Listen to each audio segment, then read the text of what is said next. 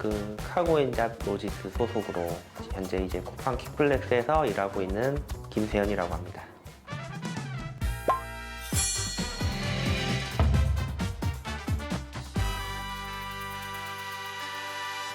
쿠팡에서 물건을 받아서 이제 집집마다 이제 배송을 하고 있습니다.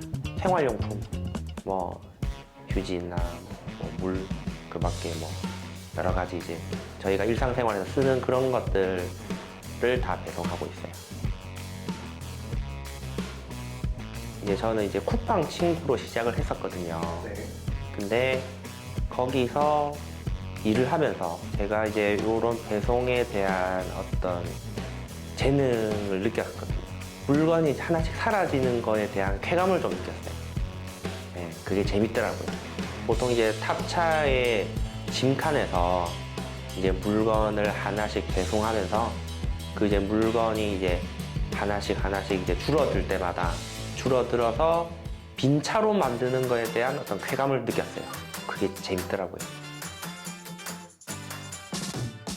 일단 기본적으로 자차도 있어야 되고 이제 거기에 맞는 번호판도 있어야 되고, 근데 가장 중요한 것은 그 일을 감당할 수 있을 어떤 마음가짐이 가장 중요하다고 생각을 합니다.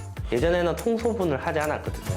그냥 자기가 배송할 라우트만 그냥 정리를 해서 적재를 해서 나갔으면 됐는데, 지금은 이제 다른 분의 어떤 물건을 빼내서 그것을 구분을 해야 돼요. 근데 물량이 많다 보니까 업무량이 한마디로 조금 많이 늘어났어요. 업무 강도도 늘어나고, 그러다 보니까 가벼운 마음으로 그냥 이 일을 시작하기에는 이제는 별로 그렇게 편하진 않아요, 솔직히.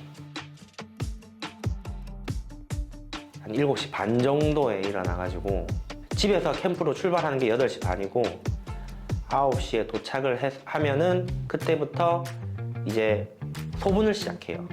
그래서 소분이 보통 끝나는 시간이 9시 한 50분?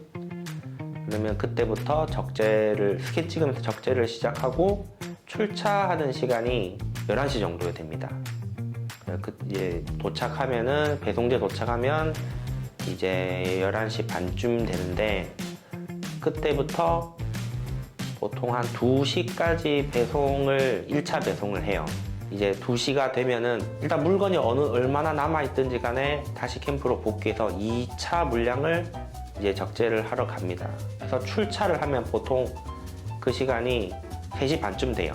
그래서 4시쯤에 다시 배송재 도착해서 4시부터 이제 2차 배송을 시작을 하면은, 물량이 좀 작은 날은 6시 정도에 끝나고 물량이 좀 많은 날은 8시까지 합니다. 적을 때도 500밑으로 떨어진 적은 없었던 것 같아요. 주 5일 하는데도 제일 많이 벌었던 때는 700까지. 적은 자본으로 시작하는 일치고는 거리 자체는 괜찮은 것 같고, 대신 업무 강도는 좀 센 편이지만 아직 제가 젊으니까 그거를 감당할 수 있을 만큼은 되니까 80점 정도? 너무 많이 줬나?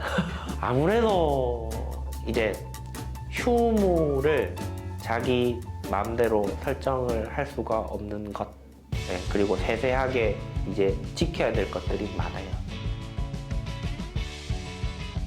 예전에 제가 이제 아파트 배송을 하고 있는데, 저기 저 뒤쪽 이제 라우트에서 고객님이 찾아오신 적이 있어요. 저를 찾아가지고. 당연히 고객센터는 안 가르쳐주거든요, 제 위치를. 그 주변 일대를 사사 뒤졌대요. 네, 저를 찾으려고. 그래가지고 저를 찾아가지고 이제 물건을 달래요. 근데 탑차 특성상 이제 안쪽에 나중에 갈 물건들은 제일 안쪽에 실른단 말이죠.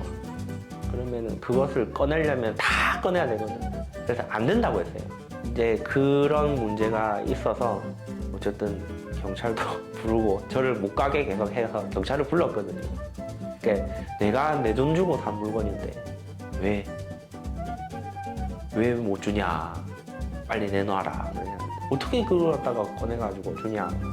저기 안쪽에 있는데 이걸로 실랑이를 하다가 결국 이제 경찰도 부르고 경찰도 들어보고 탐문 열어보니까는 안 되겠거든. 그래서 합의를 하래. 몇 시까지 가겠다. 이렇게 뭐 합의하라 해가지고 몇 시까지 가겠다 이렇게 해가지고 어쨌든 그렇게 넘어간 적이 있었는데 그 배송하는 그 지역에 삽니다. 저도 예, 종종 어디 가든지 간에 만나는 거예요. 아이스크림 사러 가는데 딱 있더라고. 근데 저한테 뭐 인사 막 화도 안 내고 인사도 안 하고 그냥 한번 쓱 쳐다보고 가더라고. 이제 그분도 이제 결혼도 했고 애도 있고 저도 이제 결혼도 했고 애도 있으니까 서로 그 다 가족들 있는 데서 실랑이 하기 싫으니까 그냥 그렇게 한 달에 2번은 마주칩니다. 네. 그런 에피소드가 있었습니다. 지금은 웃으면서 넘길 수 있긴 한데 그때는 되게 심각했었어요. 저는 이제 부시간에 저의 이제 동료들이 퀵플렉스를 한다고 이제 하니까 그래서 나도 하지 뭐 이렇게 시작을 한 거였거든요.